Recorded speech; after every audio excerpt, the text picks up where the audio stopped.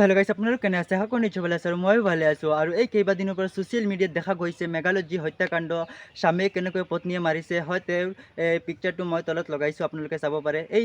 মানুহটো হৈছে বিজনেছমেন আৰু এই বিজনেছমেনৰ স্বামীক তেওঁ এই আৰু এটা ছবি লগাইছে আপোনালোকে চাব পাৰে এই ছাপৰিৰ কাৰণে এই বিজনেছমেন স্বামীক তেওঁ মাৰি দিছে হয় এই ভিডিঅ'ৰ মাধ্যমতে আমি অসমৰ সমূহ ৰাজ্যলৈ এটাই অনুৰোধ কৰিম আপোনালোকে যেতিয়া আপোনালোকৰ ছোৱালীক বিবাহ দিবলৈ যায় তেতিয়া আপোনালোকৰ ছোৱালীৰ পৰা এটা কোৱেশ্যন সুধিব তেওঁ এই বিবাহটোত আগ্ৰহ আছেনে এই বিবাহটোত তেওঁ ৰাজি আছেনে নাই যদি নাথাকে এই বিবাহ দিব নালাগে কাৰণ দেখা পাইছে এতিয়া য়ং জেনেৰেশ্যনত কি চলি আছে আৰু মই অসমৰ সমূহ ধৰা অৰ্থাৎ য়ং জেনেৰেশ্যনৰ সকলো যুৱক দাদা বন্ধুসকলক ক'ব খোজোঁ আপোনালোকে যেতিয়া বিবাহ কৰিবলৈ যায় তেতিয়া আপোনালোকে গৈ ছোৱালীক এটা কুৱেশ্যন সুধিব তেওঁৰ ফিউচাৰত কোনোবা বয়ফ্ৰেণ্ড আছিলে নেকি যদি থাকে তেতিয়াহ'লে আপোনালোকে এই বিবাহটো নকৰিব কাৰণ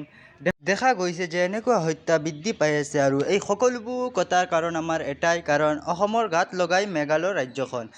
ৰাজ্যত এনেকুৱা হত্যাকাণ্ড হৈছে যিহেতু অসমত নহ'ব বুলি কি সন্দেহ আছে সেইকাৰণে অসমৰ সকলো পেৰেণ্টছ সকলো য়ং জেনেৰেশ্যনৰ ল'ৰাসকল সকলো সময়তে এলাৰ্ট থাকিব লাগে আৰু এই ভিডিঅ'টো অসমৰ চুকে কোণে বিয়পাই দিব বুলি মই আশা কৰিছোঁ